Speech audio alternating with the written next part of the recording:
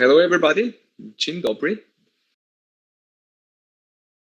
Off the lights, very good. So we can start. Welcome to Do You Speak English? Localized reports with Power BI.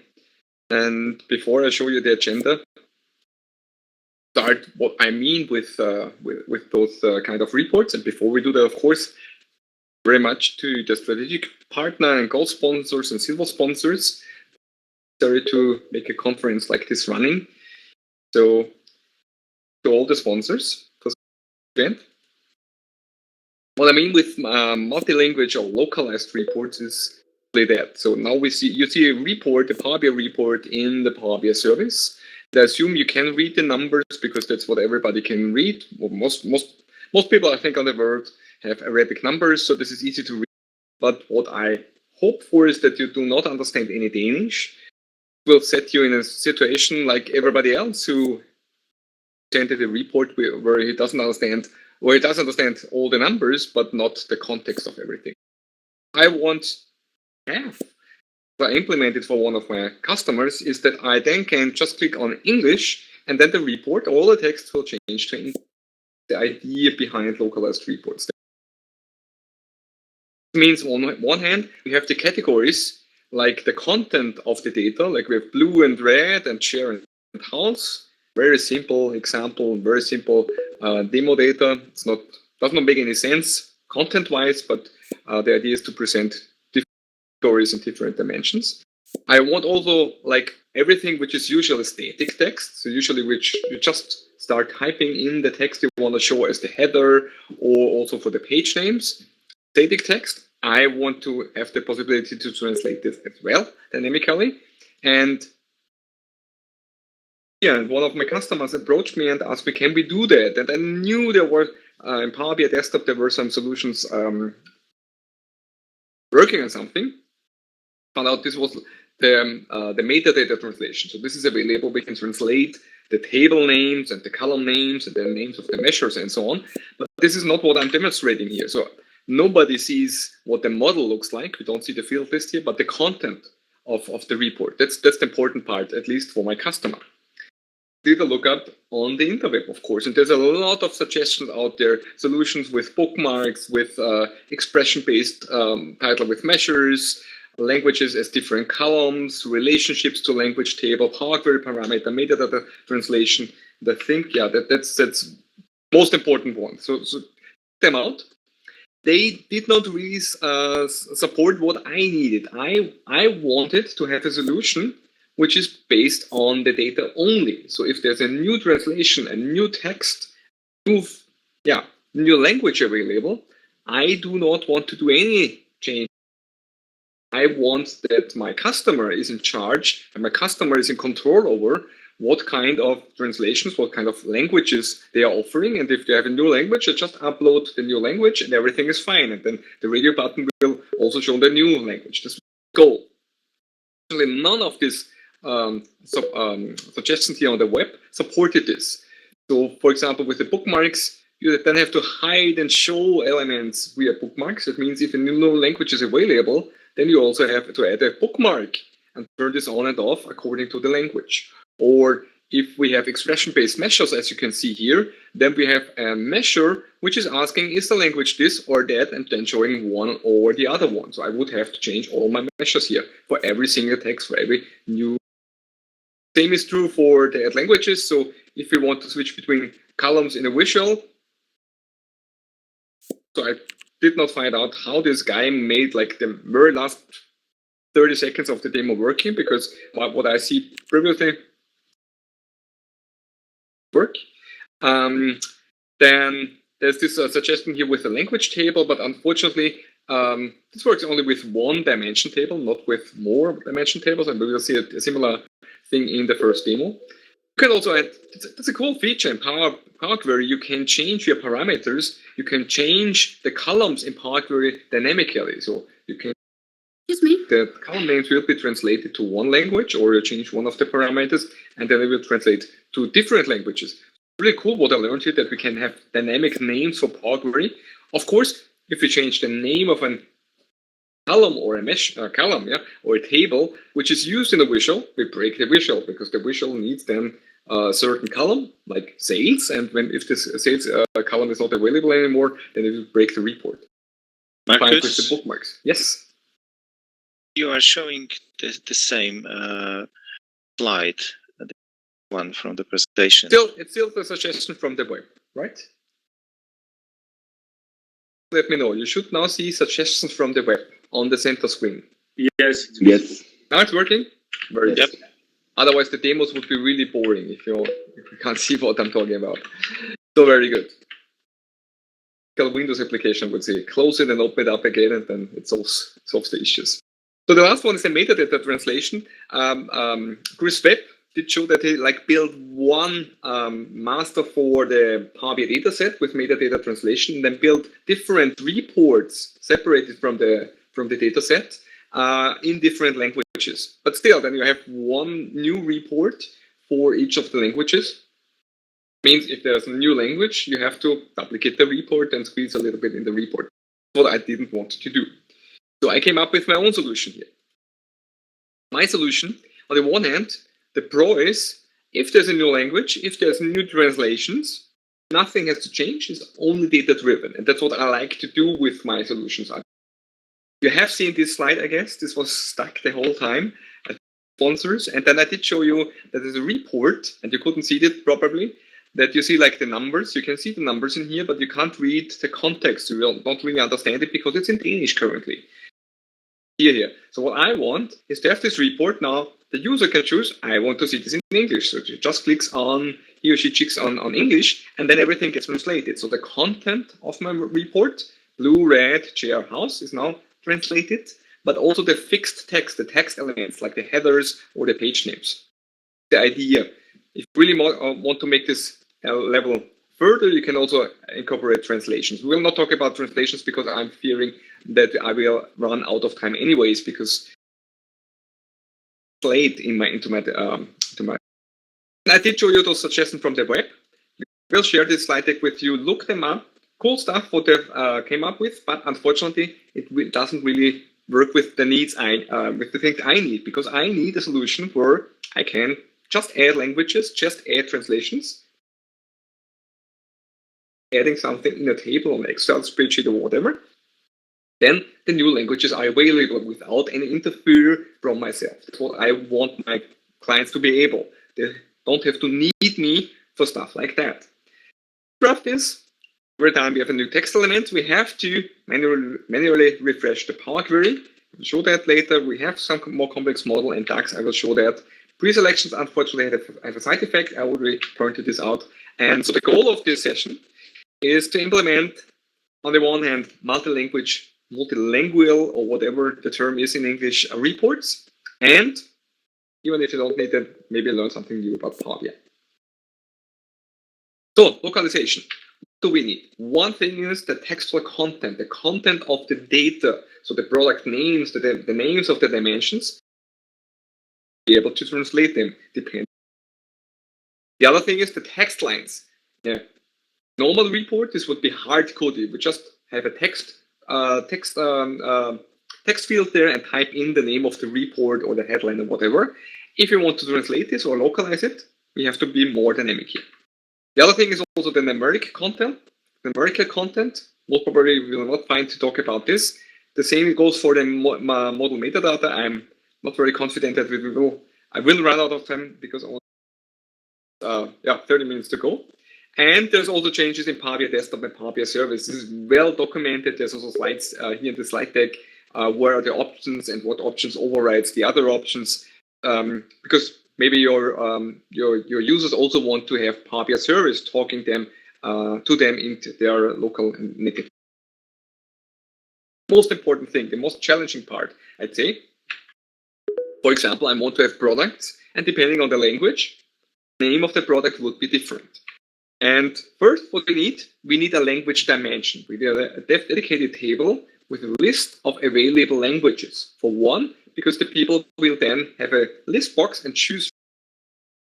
Then in our model, in DAX, we will then look up what kind of stuff they selected to show the right thing. Then we need to add rows per language in every dimension. That means, actually, in the product table, for example, there's a primary key, so a key which identifies a row there, a product uniquely, not unique anymore because product 1 appears many times in the product table. Many times means each time for every language. There will be one product with key number 1 with the English name of the product, and there will be another row in the same table, another ID for the languages with the Polish or German or whatever text name of this language. Use cognitive services for that, but for the first demo, I will just show it how you just type this in, for example, in Excel. Create a bridge table because as the product key is now not unique anymore because the same product key appears several times in the table. We change the relationship between the dimension and the transactions effect table to a many-to-many relationship. That means there's one entry in the effects. So you have one sale, one row in the sales table referring to a product ID, several rows in the product ID. So my microphone is turned off.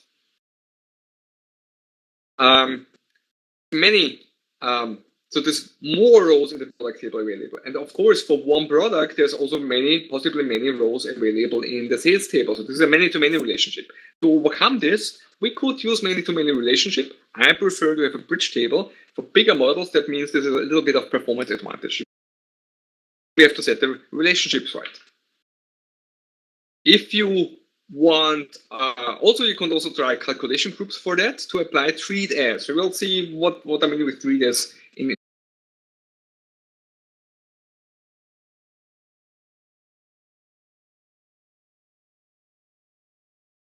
Find my Power BI file, which is now on the other screen.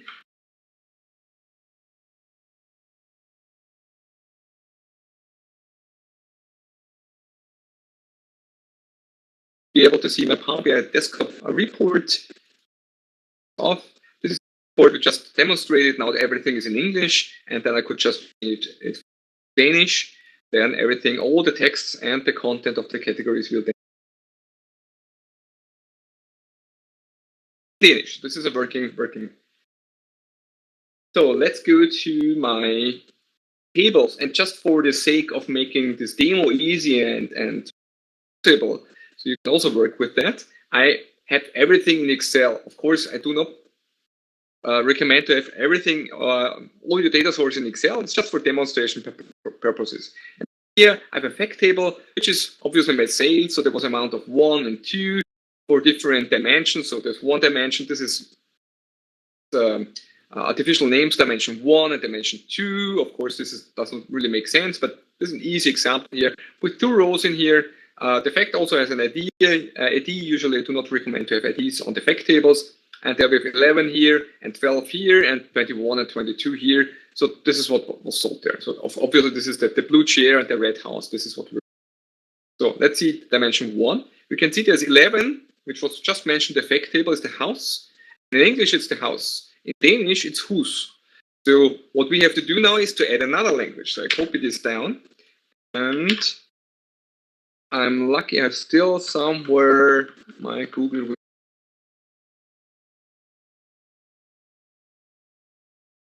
Here, so I will just open up a new window.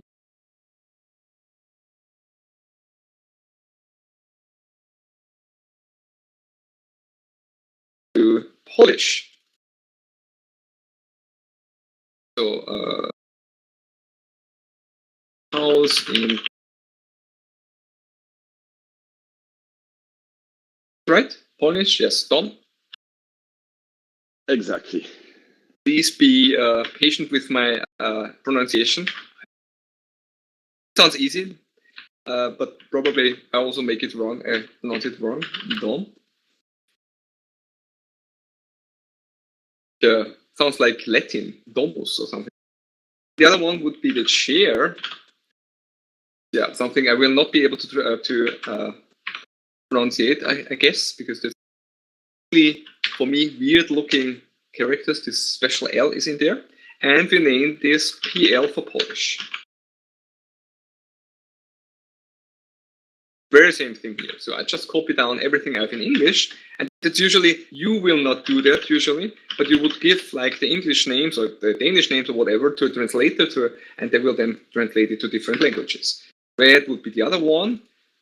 Red, then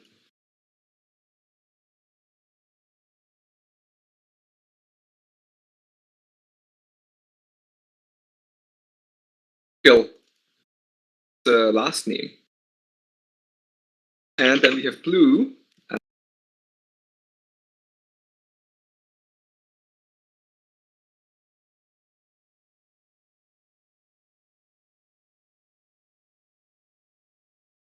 We have to tell the system there's a new language available, which is PL, and PL should be either Polish or is it Polski? Right, Polish in Polish, more user friendly. So doesn't need anything in English. That's what I'm saving now. Then I will go back to my Power BI report. Right. I should be able now to get a new. We now see all those texts to stall, who's, floor, what, now translated to Polish. We'll miss, change to Polish, we will miss then the page names and then everything else here because we can provide translations yet. Sort of easiest solution for my client because they just provide the news result.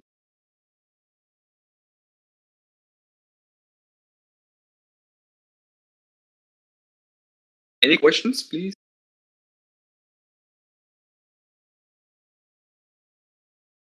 Not yet.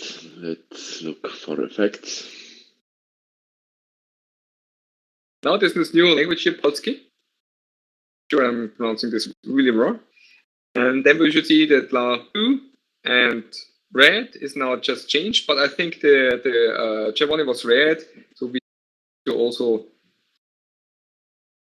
write colors here differently. This and then are for red and not in green. Colors there and then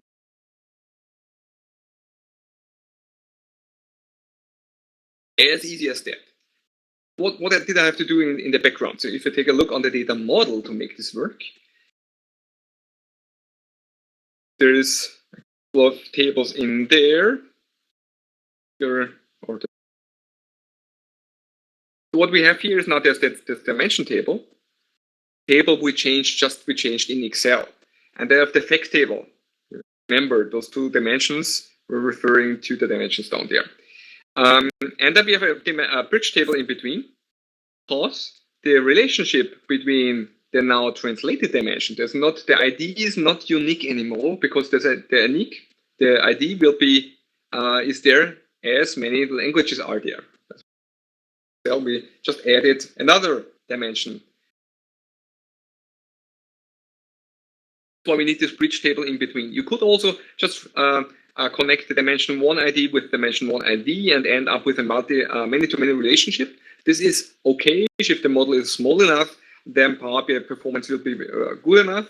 If you're really big model, that means really big dimensions, then think about having a bridge table in between.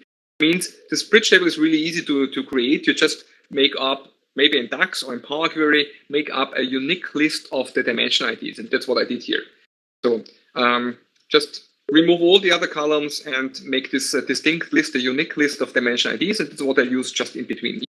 And we have an exclude. Usually you should avoid bidirectional relationships. In this case, we need this because usually the filter, remember in Power BI, the filter always goes for the one to the many side. That's what we're seeing here, this pointing towards the direction from the bridge table to the fact table.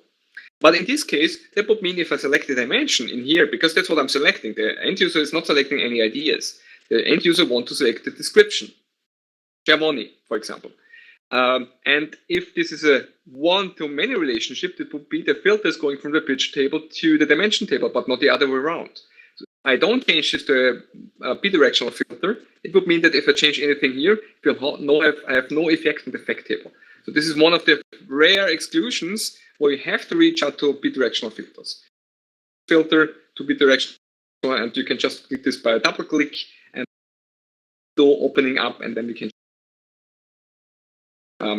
bidirectional filter or single filters. Here I change.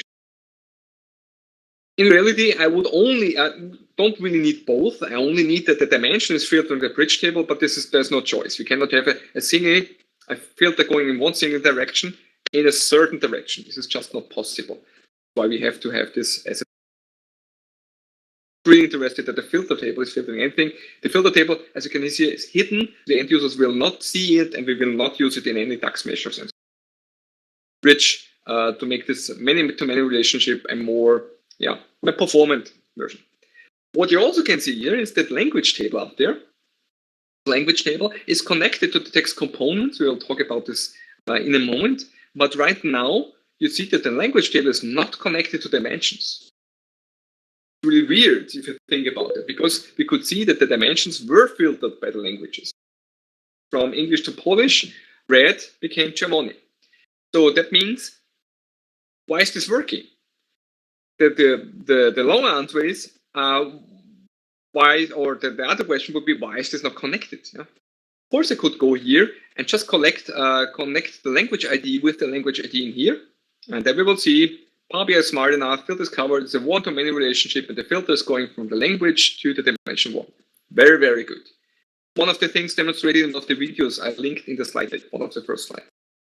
And I thought, very good, this is easy to do. So I have another dimension, so I take the language in here and also filter the dimension 2 above the language, because that would be the easiest way. If I select the language, then the dimension 1 and 2 is then selected by the language, filtered by the language, everything is fine.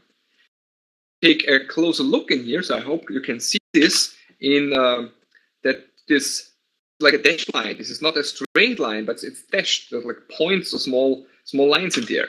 And if you ever seen this, maybe you know that this means the relationship is not active. I could click down there on make this relationship active. That I get an error message, not a warning. I get an error message. I cannot click OK. That means there's an error message. This is serious. And it tells me I cannot make this an active. Why the heck would I create this as a relationship if it cannot be active? So this is because the model is then not ambiguous. The model is then ambiguous. That means if language, there's one possible path going down to the effect table, and there could be another possible path down to the effect table. No, it doesn't really make any difference because it's only filtering the right version, the language version of the description of the text. But Power BI says, we have two different paths between two possible paths between two tables, and this is just not allowed because the model is ambiguous. Could be that it's not really clear what you would expect, and that's why it doesn't allow me to make this active. So if I only can have one active and the other not, of course this doesn't make sense. So I just delete both of them. Both of them I didn't create them, and it's still working. So why or how could I make this work? And the answer for that comes up in a minute. Again, and the short answer is you can always exchange things between the model and DAX. So if I cannot do this in the model, probably I can find a solution by measures. Here it is working. If I go into the other one, to the other report in here. So why is it?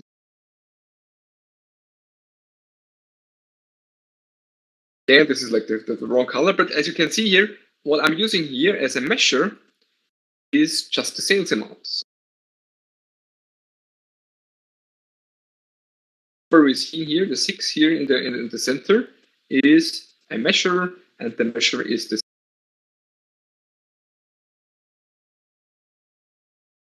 sum over the fact table's amount times the selected currency exchange rate. As mentioned, this is really easy to do.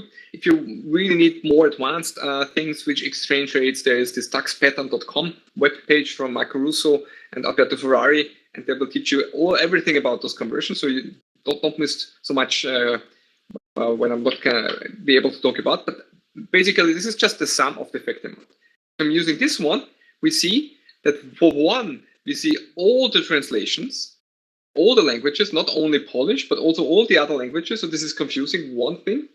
And the other thing is, it's wrong. You can see here that share, we only sold shares for amount of 2 and houses only for the amount of 1. But all the bars are going up to 3 and 6. 3 times amount, because we have 3 languages. Now we see the third, all the numbers are multiplied by 3. And this is really, really, really bad. So it's not only a vector after we see all the languages, but also the numbers are wrong. That, and I cannot change, I cannot add the filter direction or the filter in the model. What I did instead is, if I show you the other one, the sales. So the sales is basically, let's concentrate on here, is the same thing. So this is what you just have seen, but a little bit advanced. So what I have here, I have in the calculate, I have added variables. Ever heard about variables? Variables are easy to define. You write var, and then you write the name of a variable, then an equal sign, and then you define what the content of the variable is. Part is a variable called _ret, and then with return, I return whatever the result of this expression is. So I'm doing with dimension 1. Dimension 1, 3s. When I first thought this, I thought this is a Greek goddess or something, Kreatas, but of course it's treat as. So I'm treating something as there would be some special filter be applied. So I treat the language ID from my dimension 1 as it would be the same like the content of my variable language ID. Do the same for dimension 2. The language ID, you can see here, the language ID is making up a table. So this is a table containing only one value, the selected value of the language ID. Nothing is selected, then I would just take English. No language was selected, then I assume English was the selected one. I'll show everything in English. This one, treat as, allows me to make up a relationship between my language table and the dimension tables on the fly. Only for the sake of this, this relationship is applied. Really flexible, this is really, really powerful, but use it with care. Because if we add a relationship in our model, it's like creating a relationship is like creating an index on tables. If you ever heard about relational databases and tables there's the possibility to put an index on something and with Power BI, a relationship is sort of an index. It will speed up the filter propagating from one table to the other one.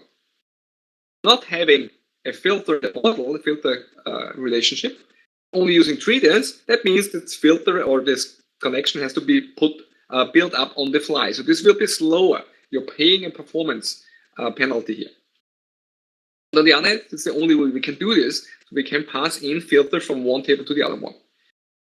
For some reason, Power BI or DAX does not pretend this is ambiguous. This is working. I can now have this filter being applied on both language tables and filter the result of this filter fine. In the case of my customer, the biggest dimension we had over 1 million rows. So this is very unusual, I would say. Usually about the year or the date calendar or something like that, it only has like 300, 400 rows a year. So they are small, but we had really one big dimension, and even then it worked out without any problems. Keep in mind, if we have even bigger dimensions, or then you might pay a performance penalty.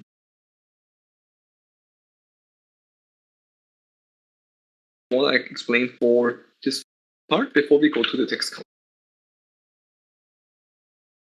There, so treatise, remember, treatise, that's how it is pronounced, and you pass in an expression and then columns. One column, you could have like expression which is returning multiple columns, then you would pass the result of the expressions of the multiple columns of the expression to several columns, and you have to name them. This creates a virtual relationship. not available in the model, only available in DAX, and it be slower than a real relationship.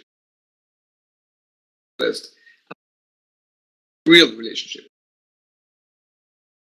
Yeah, so like always keep your active relationships as possible, and reach out to readers in special cases like here. Elements. So everything which is in a normal report, static. Titles, the buttons, the headers, the page. Can we treat them? Then I have a dedicated table with that. So all the text elements, everything I want to display, I have a certain table for that. One row per language and text. Line for the first report is appearing there as different rows in my table, one row per language. Put this table. So I make out of those rows, I make a column. So I can use the column then in a dynamic, as a dynamic text element from there. Then I hide the page names, use only buttons. I'm simulating, because currently we cannot translate the page. Amanda demonstrated something last week, so they're making it more flexible, coming up with buttons for your pages. Really, really curious how this will work. Learn about that. I think there was some timeline announced when this was possible. So, and we can also use cognitive service for that. So cognitive service is currently, I think it's even now over 100 languages, and them is even, I always remember, I forget about language enterprise, the Star Trek. There is a third language in there. Even you can translate to and from the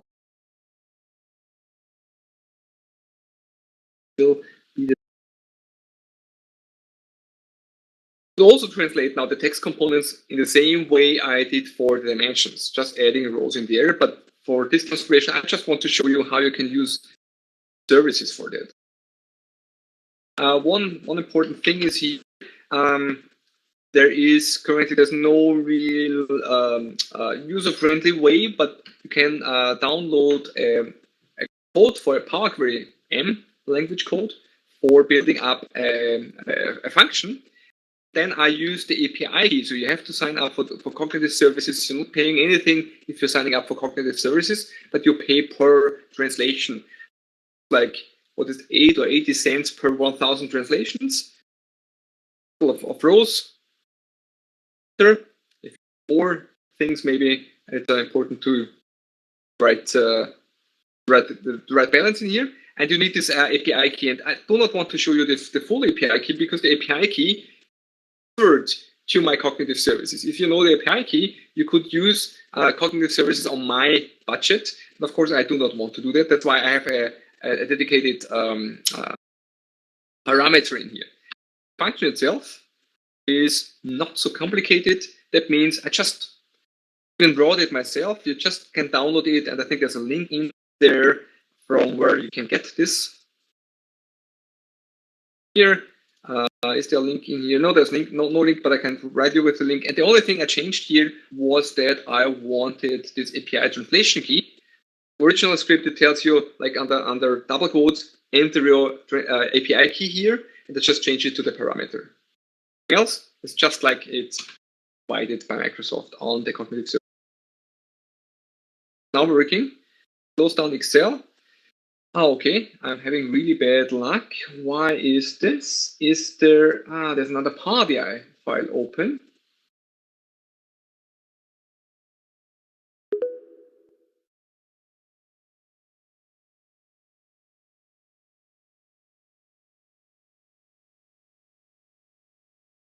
Then I could share my screen and you couldn't see it.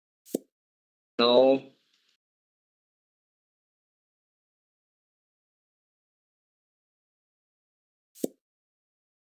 it's working. So what I'm having here is, like, begin at the source. Original file, not the navigation. What I'm having here is that I have my text components, that's like the technical term for what I want to show. So there's the sales overview and the sales details. Very important. I have to reuse the same name for every single language. Currently, I only have English provided with those terms, and then the display text, the color display text, contains whatever I want to show. So column later. If I use the column sales overview or the measure sales overview, then I see sales blank overview. What I already did was translate this to Danish. So what I did here, I used the same list in here, refresh it here, and then I reached out to cognitive services. So there's one invoke custom function in here.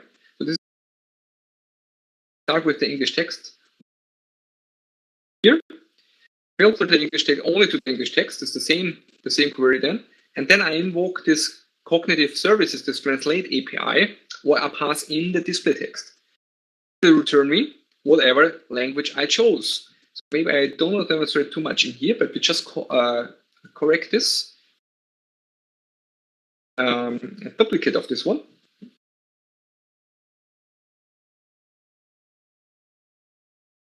Yeah. Then I have to change this.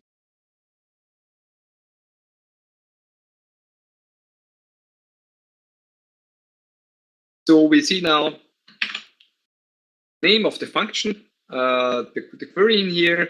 I have a new column name, and then I pass in the display text, and then pass in the language I want this to change.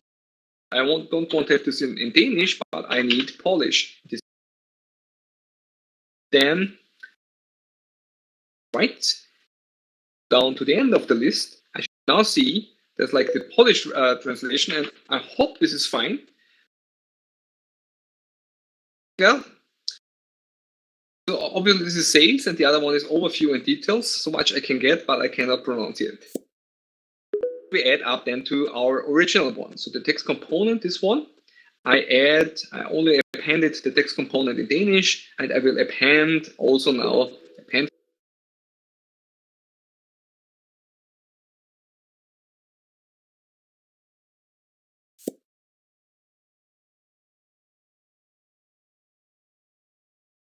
One tables, yes.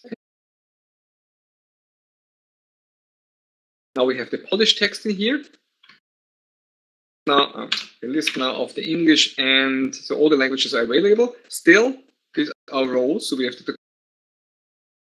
Then in the last step, I pivot the thing.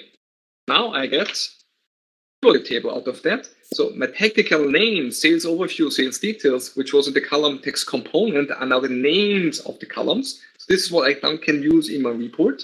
And depending on the language selected in the language table, it will then show sales overview or overticked OSL or the Polish version, which I am not able to pronounce yet. Close and apply now.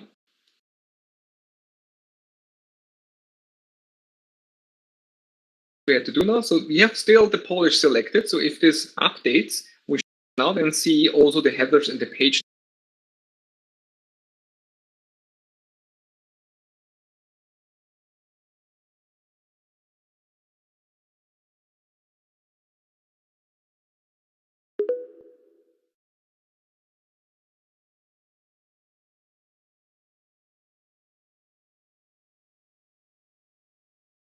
In a second. Now we have the text working for the overview, but also for the details. So all the texts are now changed.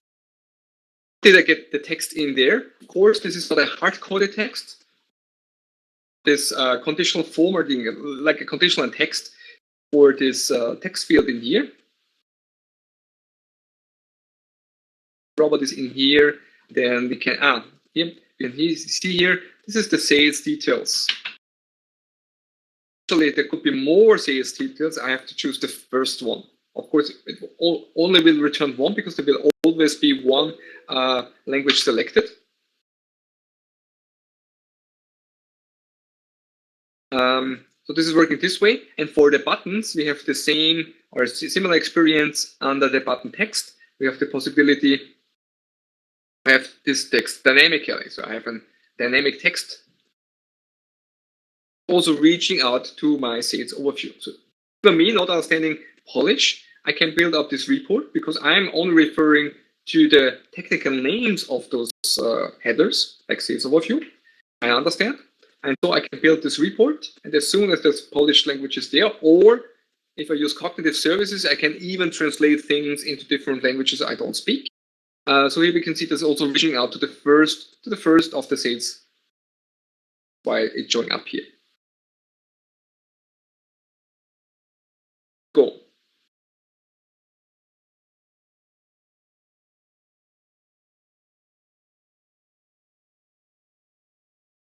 The last minutes I'm having to just pointing out what other solutions you have. You want to also not translate applying exchange rates. There's solutions for that. Depending on what you need, you could also like download the conversion rates from services, and this can be more or less complicated. So in my example, it's really simple. I only have one rate applied to the whole history of the report. Maybe you needed one rate per month or per day, and the solutions, for example, reach out to DAX patterns, which I already mentioned, explaining all the complexity, all the simple and the complex versions of doing this. So you will find solution for your needs. The model metadata means import the metadata as a JSON file and then translate the items in there and then import them in JSON again. So this JSON again, so this would look like this. Last few seconds I'm having here to show you this. So this is one of the JSON files, and then you can see, for example, it's named model inside. So the original is model, and for the German, Austrian German version, I translated it to Modell. Our language is then Sprache. Also do for any language, just give this file to a translator and they have to translate the translated caption of things. Load this into Power BI and then the model is translated. It's not really of help for the average report user, but it's of help for everybody who's building reports on your model, and or for people analyzing Excel, because Excel is also connecting to the data model, and then your data model would be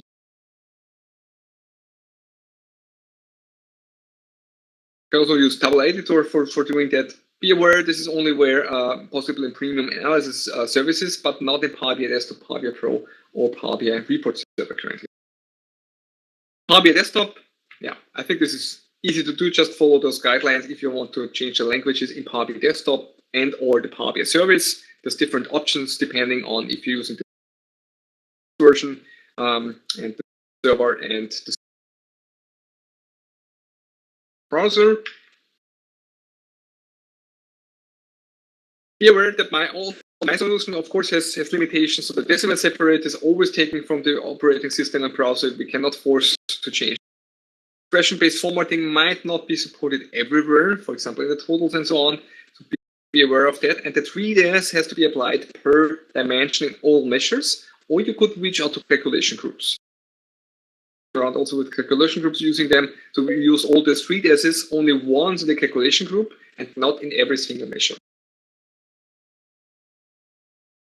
Yeah, and unfortunately, there's no one-stop shop for all settings. This is still a workaround. So I would urge you, please, evaluate whatever is the better solution, my solution or the one of the links presented previously. And please, if you're interested that Microsoft builds a solution into the product, please vote for these ideas. Currently, I don't have the impression that Microsoft is aware that people would actually need this. Tell them, if you really need this, please tell them and vote for those ideas so we don't need those workarounds. Any other questions? I think I'm already out of time. If you have questions, I can stay here until the next speaker comes and take the questions from here, or you can reach out to me over email or follow me on Twitter. Thank you very much for attending here, and I think I hope you have another good rest of the day at this conference.